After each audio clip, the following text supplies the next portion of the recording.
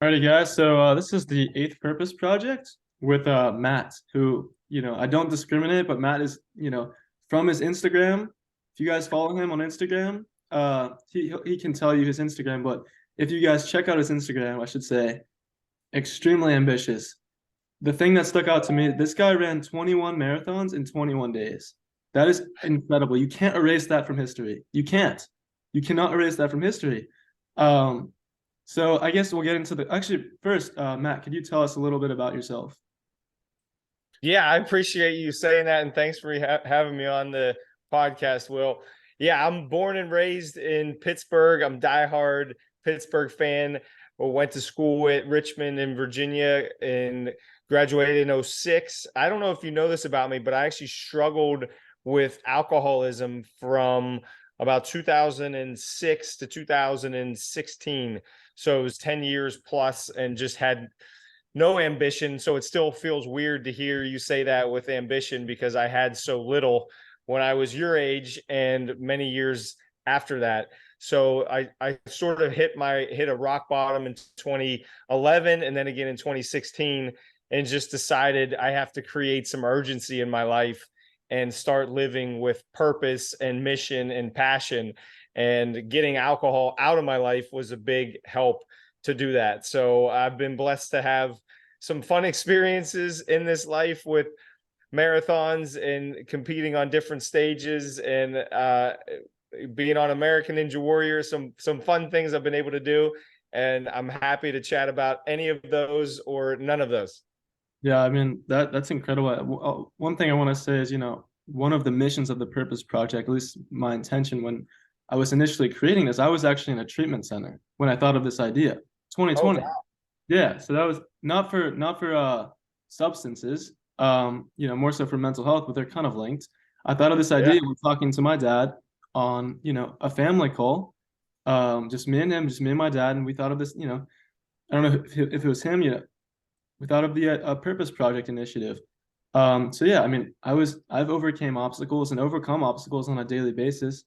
Um, so yeah, I mean, I think, that's especially for, a lot of us, watch, the first, 2 minutes of a YouTube.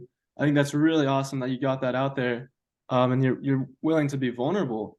Because I'm sure really you could help someone that's in a similar situation. I know Kiara, who is a mutual friend of ours, who also did a purpose project. She well, we didn't talk about it too much. I'll probably let her go into, her stuff, but she's very open with the struggles she's went through on Instagram. So social media, YouTube, it all allows us to connect through our struggles. And clearly you've been already accomplished. Once again, I don't discriminate against people that more so would be seen as ambitious, but it's possible to overcome that, and not only overcome that, but exceed expectation. You went from being an alcoholic to doing 21 marathons in 21 days. I will say one of my rebel thoughts is that I think being an alcoholic actually possibly led, just being, an alcoholic and kind of like, uh, I would say, possibly prepared you actually for, going out there and doing something as crazy as, 21 and 21 days. I think, you already kind of separated yourself from society and what, society is seen as normal. You don't care about what society thinks. And then you went out there and kind of turned the script. Instead of, drugs, it was, you know, 21 marathons in 21 days. And just, even working out on a daily basis, is a tough thing in and of itself. Um, That's that's a very insightful comment. I got to tell you, Will, that's awesome that you picked up on that, and that is very, very true. I think about that a lot, and that's still like that person that I used to be 60 pounds overweight. That person still drives me every day. So you're yeah. right about everything you said. I like the rebel thought. I like how you say the rebel thought too, because that's true. Yeah. Yeah, I mean, a lot of what I say and pick up on comes from other people, If I didn't Same go here. to treatment, if I didn't meet my mentor, if I didn't meet, mentors, I should say friends that have taught me things, I would have, I wouldn't have been right here, right now. So it's like kind of crazy all the variables that led into this situation. If I didn't go to treatment, never would have thought of the Purpose Project initiative. Um, it did take some time, years for me to actually muster the courage to go out and pursue it.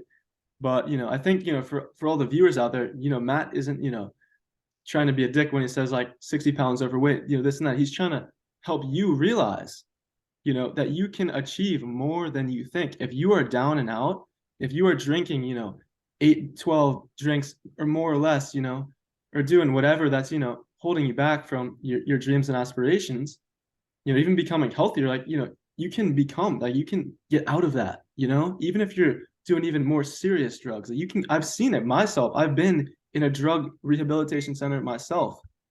And I don't think I've actually talked about that on the Purpose Project. I've been with people that have been on ketamine, heroin, and they're becoming better. They're getting jobs and they're integrating back into society. So this is what I'm saying. A lot of these things, like you just spark, my mind and my past and my memories and my thoughts. So it's like, you know, it's just amazing. I mean, seriously, please check out this guy's Instagram. It is, a lot of unique stuff. You won't see a lot of this stuff. Actually, Matt, can you talk about your 5 a.m. Thing that you do? Yeah, I mean, I do like thinking outside of the box and doing things that are a little bit out there, because I think that's what creates memories. And I think about, like, if you think about your most fun memory, it's probably something that was pretty different. Like, it was pretty wild. So I do this thing. It started about 3 or 4 years ago. I was trying to figure out ways to get myself energized as soon as I woke up in the morning.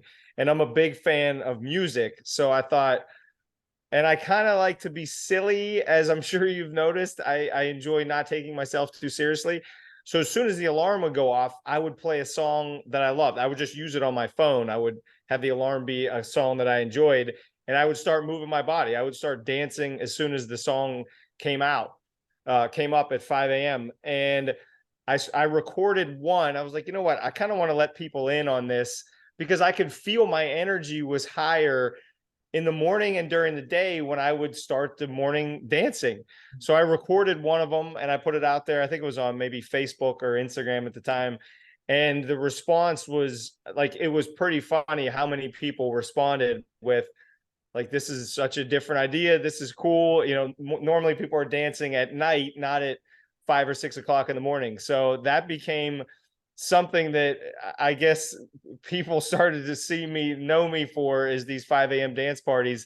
And I'm convinced that I don't know that there's scientific evidence yet, but it can just trigger this happiness feeling in you that I think can last definitely the morning, if not the entire day. And it's something that I still do. I don't record them every morning, but I still do it. The second the alarm goes off, I start moving my body to some music. Yeah, I mean, you know, I might have to try it out, to be honest. Give it a shot. Yeah. It Why doesn't have not? I to be mean, 5 a.m. clearly it's worked for you, and my thing is, we're all very similar. We are all unique in that, most definitely. We are 100% unique. Each and every one of us are a unique individual. But at the same time, we're similar. So it's like, if it's worked for Matt, once in a while, it doesn't have to be every day, maybe each of us, anyone watching this gets up in the morning and, puts on our favorite song and starts dancing. It's funny. I've actually thought of, instead of my alarm, trying to figure out a way to play music waking me up. Instead of like the traditional alarm, I can't represent the alarm for whatever reason, but we all know what an alarm sounds like. Um, Yeah. Instead of an alarm, just put on music, and then one step up with, like you're saying, get the body moving, like get the body ready for the day. You know what I'm saying? It's like that's critical to stay moving. One thing, how have you felt? Um, kind of, I guess, taking control of your life and doing these unique things, like, um, how much, like, do you receive like doubt or criticism at all from doing these things? I know a lot of these things are healthier, but I'm sure even still, you could be at risk of some doubt from other people. 100%. I mean, I'll take it even a step further. I think that's a great question.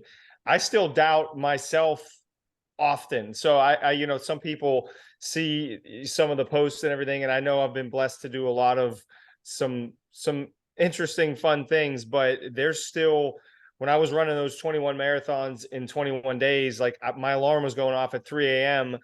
and I was out there running by 3:30, and every morning there was doubt. There was worry, there was concern, but you just find a way to push through it anyways. And so I think once I started getting happy with the person I was becoming and the habits that I was forming, and then putting my story out there, I think it helped harden my mentality and toughen my mind to where there was going to be negativity coming at me. I was ready to handle it. And absolutely, there's a lot of negative comments that come my way. And a lot of it is normally, why would you do these certain things that are more extreme? Is that healthy for you? And I've even had people that are very close with me sort of be worried and concerned for my well-being. So that still happens. I mean, YouTube, it happens all the time. There's very aggressive negative comments on there. And I always think of it when I see that,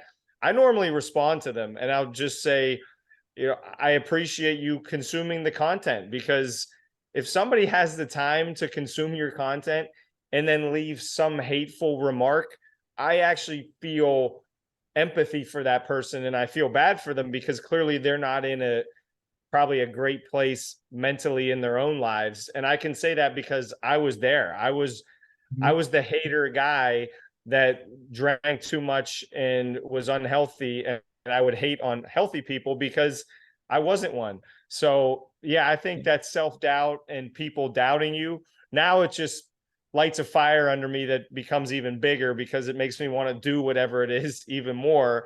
But yeah, I'll tell you a quote that really helped me out, Will, is a mentor of mine told me this: nobody ever hated on somebody that was doing better than that individual. So if you're getting hate, shade, negativity, it's normally somebody that's not playing at the same level as you are. And yeah, I think you just need to keep pressing forward and show that person empathy and keep doing you. As long as you're not hurting yourself or anyone else and putting out positive content, I think it's great. Yeah. Yeah, awesome. I love everything you said. I'm, similar insights, ironic enough. It was, sorry, could you repeat that quote again? No one's ever hated. Yeah, I'm paraphrasing it, but no, it's something like nobody has hated on somebody. That's what it is. No one has hated on somebody doing Better than. worse than them, right? Yeah. Yeah, if you're gonna hate on somebody, they're probably doing better than, at least in my situation, than you. So, yeah, normally your haters are your biggest fans, I think. Yeah, no, I mean, I think, that I agree. I mean, I think that, just speaking about that point alone, I mean, you know, um, you know, like oftentimes, if you've got great perspective on life, you could use, the haters and the doubts as, just forms to callous yourself and build yourself up for, the inevitable future, in my opinion. Or you could, take it too personally, and let it tear you down. I read a book called The Four Agreements while in treatment. That's a And great book. it's like I've read you that can't book. take things personally, because at the end of the day, you don't know everything that led into them being the person they are and hating on you. So it's like, they could have had a really terrible situation growing up. And once again, I'm like you, I'm all for, as bad as it gets, for me, it's like it's really never that bad. Even wars and stuff, it's never that bad. It's bad, and I'm grateful to never experience, wars, or grateful to have a supportive family growing up, and especially grateful for being gifted with treatment.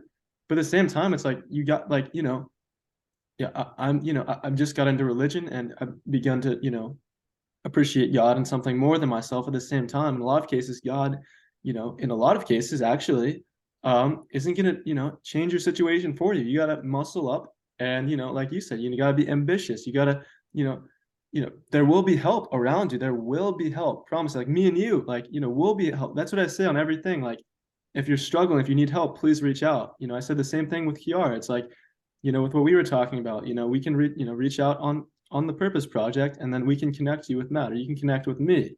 Just that's just the character of guys that we are, and that that Kiara is as well. It's like the three of us, have struggled. We are all in Pittsburgh. Ironically, we all struggled, and we've all overcome things and gotten to a different, more confident level of ourselves. And speaking of God, actually, I think this was in reference to something you said a while back in this conversation, but oftentimes, the really tricky part about reality is just knowing that, you don't have to be anybody. You don't have to be a certain mold. You know what I'm saying? So you can be, a professional like Matt, and like a more it's like and healthy and stuff, and also be, fun loving and laid back. You know what I'm saying? You can also be Yeah. ambitious and being laid back. You can be, you know, you can be insightful and you can be 23. It's like you don't have to compare yourself. Like that's what I'm saying. Matt, like, and me, like, with my treatment journey, and Matt's like, uh, journey with, substances, with alcohol. It's like that separated us from like a lot of society. I don't know how you were raised, but there weren't a lot of people growing up in, Swickley that were going to treatment centers. Some, but not a lot. And it's like, especially not a lot that experienced the things that I did. And it's like I still was able to, let the water wash off me and keep moving forward. Yes, I had times when I did not want anything to do with life. I didn't want it, even I wanted to die. And like all of these things, but it's like you get past those things. Those are natural things. Like maybe not all of the things I was experiencing are entirely normal or yourself, but it's like, we separated ourselves from society and then built ourselves back up and gained so much insight and confidence in ourselves from being, perceived as down and out to being now, me and you, I think I'm very happy with myself right now. I'm, confident in myself, I've got dreams for the future, and I'm imagining that you've no, there's nothing that's going to be stopping you of posting on Instagram and working out and continuing doing the things that you want to do. So, it's kind of the hard truth of reality. The cold cut truth is even if you're in a terrible situation, for me, while I would listen to individuals and haters that, tear other people down, I would never, and I mean, it's a tricky thing of saying whether I would support them or not. I would encourage them to change because I know, how good life gets if you're just, kind, as I just wrote down, kind, loving, I think was possibly the word, vulnerable even, like me and you are doing right now, and honest. Um, People gravitate towards that. They gravitate towards that, whether it be negatively or positively. You know, from this video, me and you might get haters, but we also might get people that really love us and want to continue following our journey, whether it be on the Purpose Project or Instagram, which I'll definitely comment later on in the video. But that's the thing. Like at the same time, it's like we can be like me and you, like we could go out there right now, like today, and go find some heroin and shoot up. You know what I'm saying? We could do that. And there's nothing stopping us from doing that. We get this idea that we have to be, a good person and we have to do all these amazing things. No, you don't. This is a choice. Me and you made a choice to be like this. That's a huge, huge point of understanding. Me and you could be a dick with what we've been through. Me and you both could be a dick. We really could, but we choose not to. And that's something that is, I would, that's something that I want to be remembered by personally. That's the legacy that I want to leave. I've had moments in the past when I've kind of like not really thought too much about legacy, or even, thought that, thinking about leaving a legacy is like a selfish thing, but it's like, no, that's awesome. Like Matt, like you will be remembered as, you're only 39, but it's like you will be remembered as, the dude that did 21 marathons in 21 days and like all this other stuff. I'm assuming other people have gotten to know you and will remember you in more personal ways, but it's like for all those followers on Instagram, like they will always remember you as like the dude that did 21 marathons in 21 days. Who cares what happened? Who cares, if you got injured? Like, it's like you still did that, bro. You still compete in ultra marathons, you still work out, all the time. So it's like you can't change anything we've done, good or bad. And clearly even from the bad, we're able to learn from it.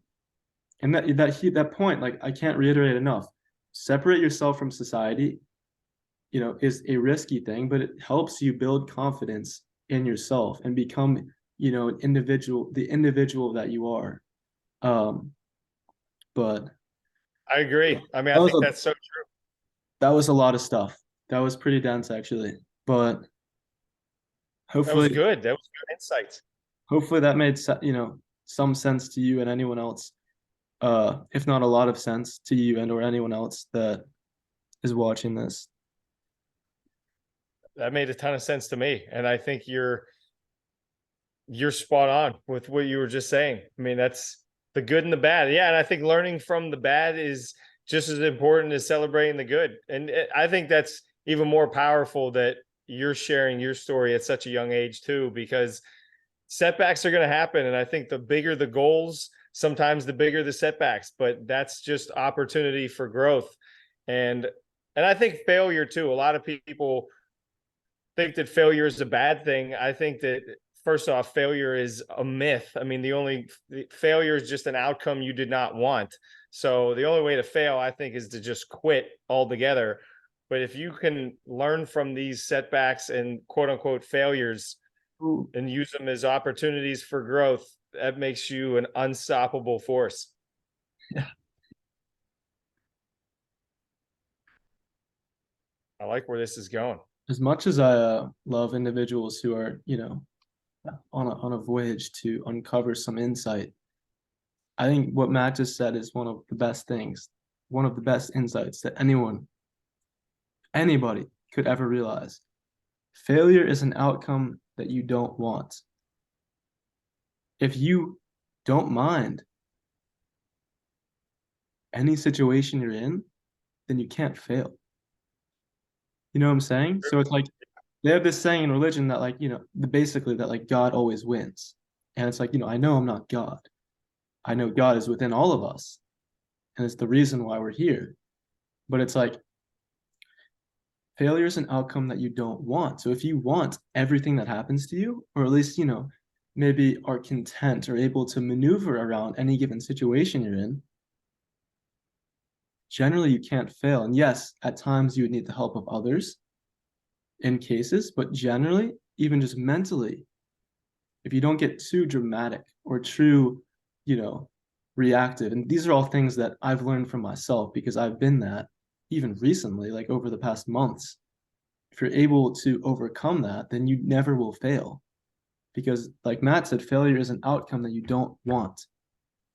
And one step further, possibly you could even say failure is an outcome that you can't handle. you know and if you feel if you can handle or maneuver around even mentally, just be able to put yourself in situation, every different type of situation, and you just be fine and be able to handle it, then you would never fail. You would always win. You always would win. You just win, win, win. You don't even have to be, you know like maybe Madara. You can be, you, and always win. That's a mindset. That's like a mindset. You could be like 300 pounds, you could be 300 pounds and you'd have an amazing mindset and be super, satisfied and content.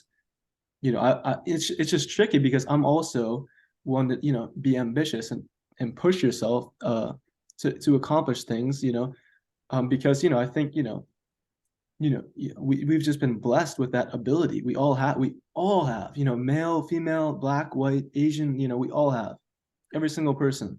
um it's like for myself, like Matt, is working out. I'm, just recently, up my schedule at work. I'm like, I was working 4 or 5 days, 3, 4, 5 days a week. No, I told him, I'm like, put me on for 7 every single day. I'm in the like I'm in the I'm in the restaurant, bussing tables, grinding away. It's like that's one thing. I also want to get in the gym and do volunteer and do all of these things because I know I can handle that. And that's why we need more guys like you, Matt, like more guys like me that just believe that we can do more, even outside of the box things. Um, because, more support is always, good. Like that's just a conviction, more support is always good. More help is always good, Um, Yeah, I love that. I mean, I'm such a believer that you become like the people that you surround yourself with. And so to your point, if you're surrounding yourself with people that are growing and learning like yourself and pushing yourself further, you're going to become more like them. And as the quote story goes, if you hang out with 9 broke people, you're going to be number 10. So it's the people that you're around have had a huge impact on me, both negative and positive. And I think if you want to if you want to upgrade your any area of your life, get around people that are playing whatever the game is, whether it's health, fitness, finance at a level much higher than you. And it's eventually going to lift you up just because of you being around them. And that proximity is huge. Yeah, it's funny because I'm kind of like, you could look at a lot of these things, being kind of like a game. You know what I'm saying? Like working out as a Yeah. game, and finance, banking like as a game, real estate as a game. You know, my thing is kind of like wisdom. Is like wisdom is my game. Like I'm always, it's just kind of like a unique thing because it's kind of out there, but it's like, wisdom is my game. Like I've got a social media. I'm not sure if I said this on this one, the underscore daily underscore mail underscore wisdom. Every single day, I'm at least posting one post, a quote, and then also me talking. So it's like, every day that's what I'm doing. It's like I love work, I'm learning to love working out. Um, and then, I love sports, but it's like, right now my thing is kind of like wisdom and work, but more so focusing on the game of wisdom. I do have a question though. How do you, because you're an independent dude, like how do you feel about getting help? Do you ever feel like, people are pitting you whenever you get help, or do you love getting help? How do you like what's your relationship with getting help from like somebody else? I think that's a great question. And I think the answer is if it were not for mentors in my life, there's no way I would be where I am today regarding sobriety, running these marathons. I mean, I did my first Ironman in at the end of 2021, and I had a mentor that basically guided me through the entire process. So I think here's a good one for you. I heard this one from a mentor. Advice is free provided that advice is worth receiving. So again, you could use the financial part. If you're getting financial advice from somebody who has no money, that's probably not going to be great advice. So Hmm. to your question, I love having a mentor as long as that coach or mentor is doing much better than me in whatever area I need help in. So I think qualifying the mentor is huge. And I've had mentors in public speaking, many of them. I still have them. I have mentors in ultra running, and they're people that have run faster, run further, and run without injury, and that they're now giving me their wisdom so I can do the same. So I'm a big fan of getting around people as long as it's the right people. And I'll take it a step further.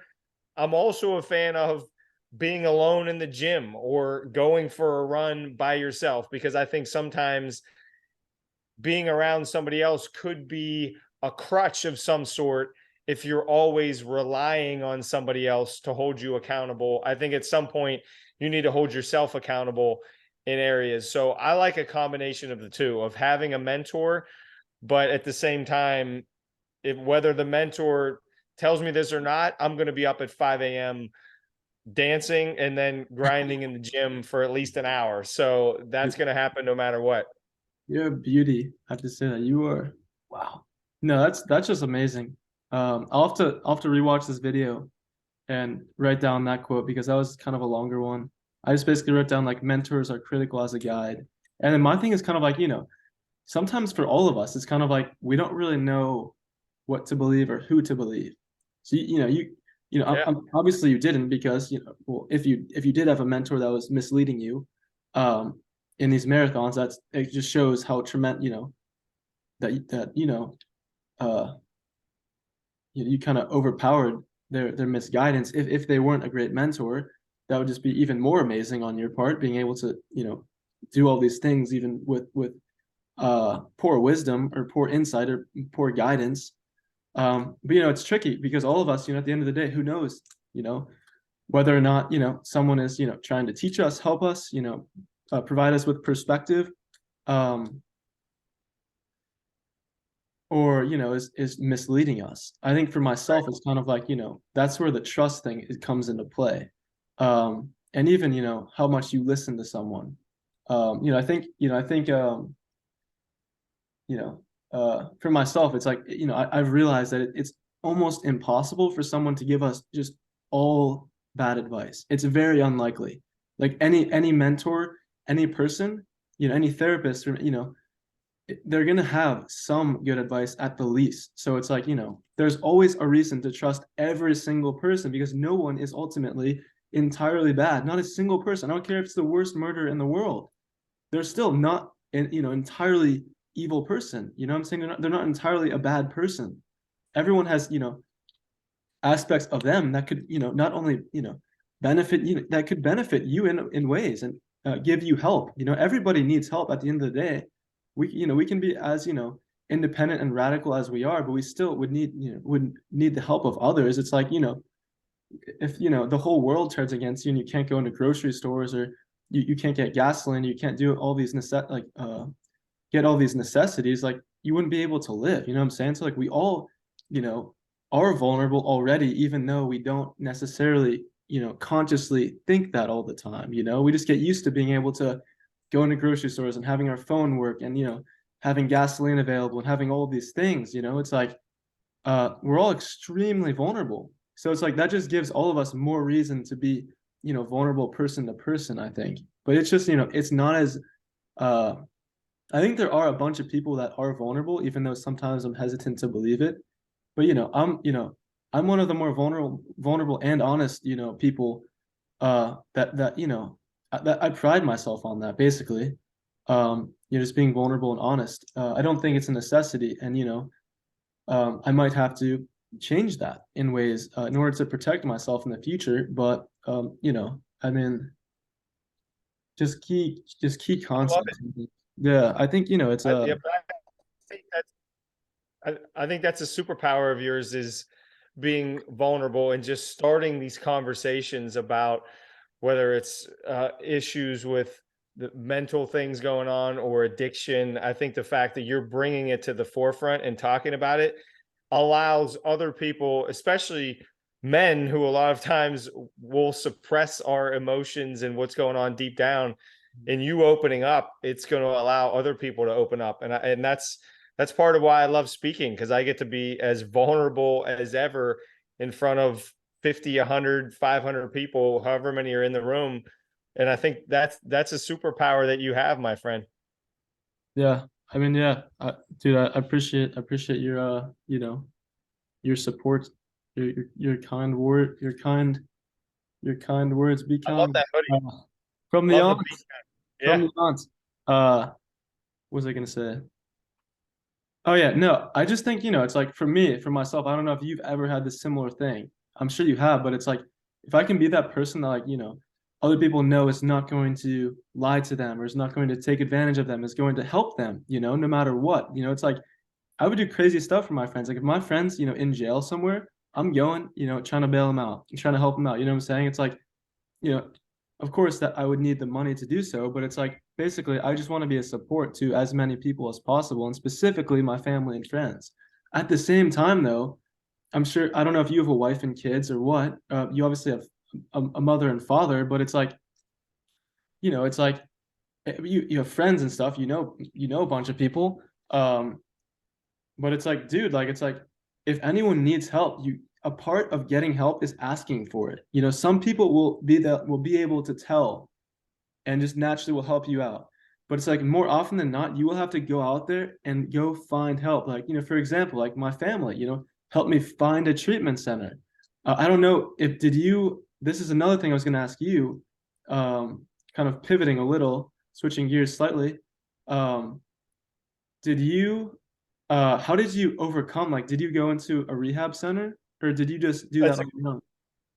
That's a really good question, and I want to acknowledge you because I think that's great that you had the guts to open up to your family and friends and ask for help.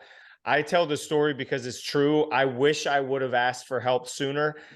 I I buried myself, and meaning I didn't tell anybody. My parents didn't know, my brother didn't know, my close friends didn't know how I was an alcoholic, a functioning alcoholic. So I went on this journey by myself to overcome the addiction with basically one mentor who helped me with the food and fuel that I needed. But no, I did it on my own, but I don't say that to pat myself on the back. I actually, it's the opposite of that. I encourage other people to ask for help, because I probably would have overcome it quicker with help, and I probably would have sustained it longer. Like the first time I quote unquote quit drinking was 2011, and then I got in with the wrong crowd again in 2013 ish, and I started drinking again, and it wasn't until 2016 that I finally cut it out of my life for good. So I wish I would have been as strong as you were, my friend, and asked for help, because I think that's all connected to the vulnerability. You had the guts to open up and tell people you have a problem and you need help. And I think asking for help in any area, especially with addiction or any sort of mental illness that's going on, is a huge deal. And I would encourage anybody to reach out if they need that help. Yeah, I just wrote something. I do have something. I know some of these. I apologize for any of the viewers. Some of the stuff we're kind of talking real quick, pivoting here and there, talking about a bunch of things. I know some of the stuff might hit hard. I do have to keep that in mind. But at the same time, my thing is, it's like you're able to handle these things. It's not going to traumatize you. You'll be able to deal with these things. Um, the thing I'll say about, even getting help, like going into a rehab center or treatment center, it's not going to be all good. You're not going to have, you're going to be, your phone, might not have a phone. Obviously, you probably wouldn't be able to consume really any substance other than possibly smoking, which is kind of interesting. Um, but there's going to be stuff. You're going to be restricted. Like you're going to be having people, telling you what to do. The one thing I will say though, you know, and I like to think of this mostly in a benefit, if not entirely in a benefit, is the people you would meet in treatment or in rehab. Those could be lifelong friendships that you would be able to maintain and go to, especially with social media nowadays. So that's like kind of the one main thing, in addition to getting in contact with mentors. But you were able to do that. Um, what I will say is that asking for help for me, what it looked like for me whenever I was going through this in the summer of 2020, basically was, communicating kind of what I was experiencing that my family wasn't able to know about me. Like, the symptoms that I was experiencing. Some of it was just, very prevalent, and it was just kind of like, Will is out of control type of thing. But it's like um some of it was stuff that I had to communicate. And I think communicating and being honest better helps, the person searching for the treatment center, who I can't remember what that job is called, but it helped that person figure out, okay, where should we bring this kid, basically to get help. So, I mean, I had friends at I've talked about it, Intercept in Idaho, Coeur d'Alene. I was just out there. I visited in January, and it's a great thing because it's going to callous you. It's going to help you be around individuals who might have intimidated you before. It's going to help you trust people more because you're in a closed setting. You're almost forced to trust the people that are providing for you food and medication and therapy. You're pretty much forced to trust them for the most part. It teaches trust, and for me it's kind of like this is another radical thing, and this is kind of another intense thing to talk about, but it's like I'm going down trusting people. It's like I don't want to, I don't want my life to end, by trusting someone that I didn't know I shouldn't trust. But it's like I'm trusting people 99% of the time. I don't care what they did. I don't care who they are. I'm trusting them. So it's like, that's just, me, that's just myself, for the viewers, for even, Matt, like to get to know me more. It's like, I'm not naive to it. I'm aware that, there are people out there that may hurt me, based off and take advantage of me based off of my trust. It's naive, but not entirely naive. But I think basically the point of what I was trying to say is asking for help could simply be just communicating what you're experiencing, um, or trying your best to communicate what you're experiencing. To be honest with you, but then again, I'm sure, Matt, there are a bunch of people through this journey of yours that could have helped you out that didn't. You know what I'm saying? And that's kind of the sad part of reality.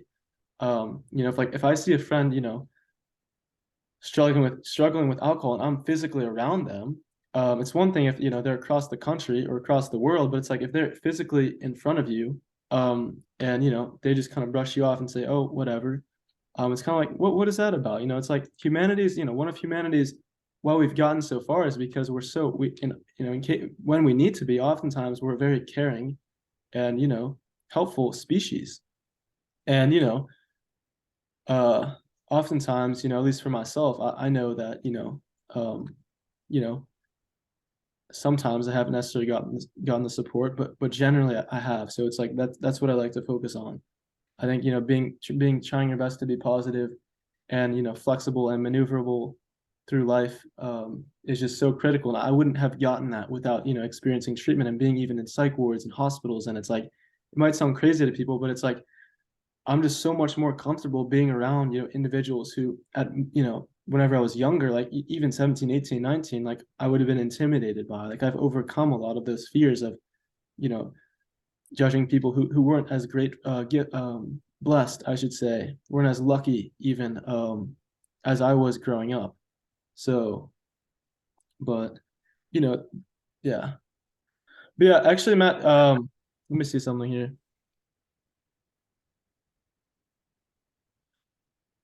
Yeah, well said.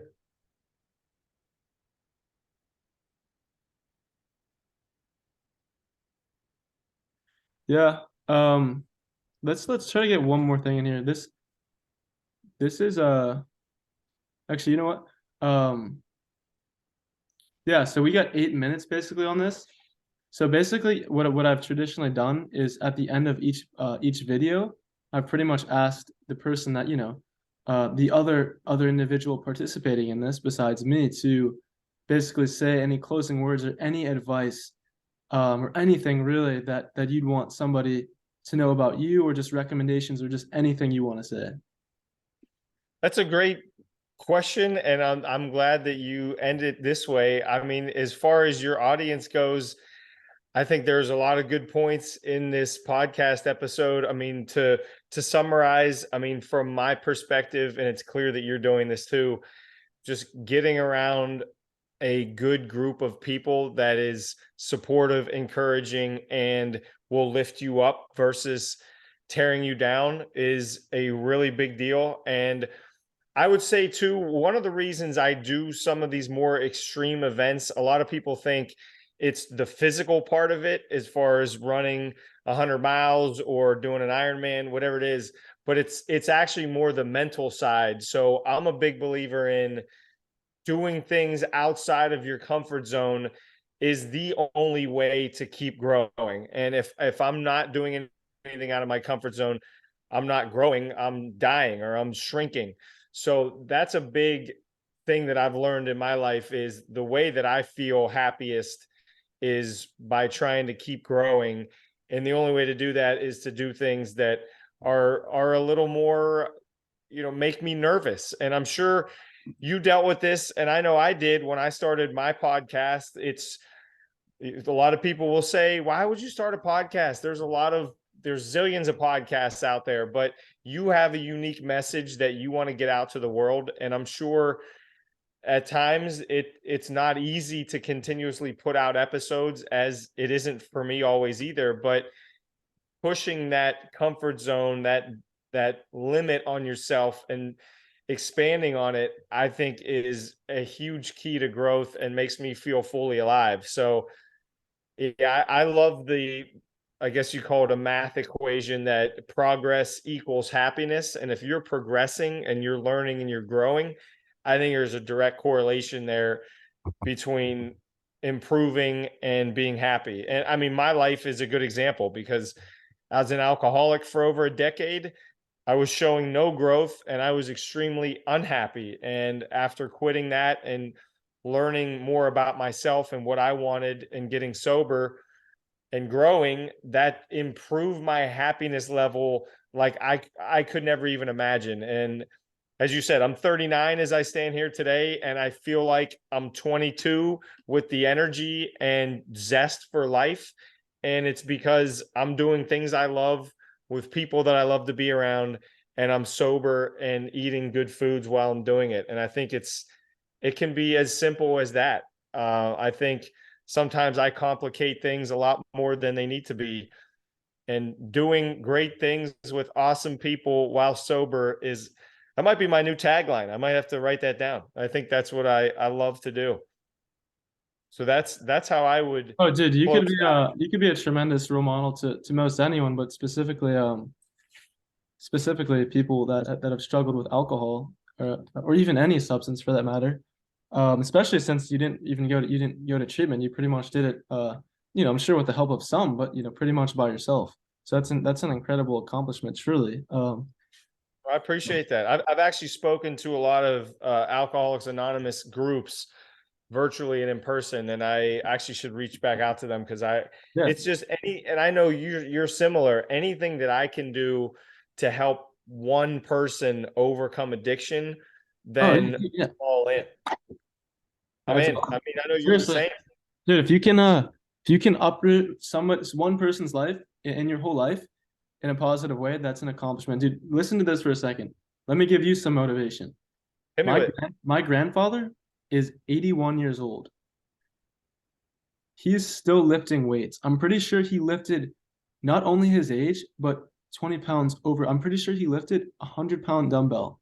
81, bro. I'm not sure about that, but I know he's getting in the gym every week. He's got a personal trainer. He goes to yoga classes. 81, bro. Think about that. I I kid love you not. I swear, dude, I swear to God, I swear I'm not, dude, he is I 81. believe you. And it's like actually That's around savage, bro. I'm not sure. I think from your Instagram, not to be too snoopy, but I'm pretty sure you live in an apartment, right?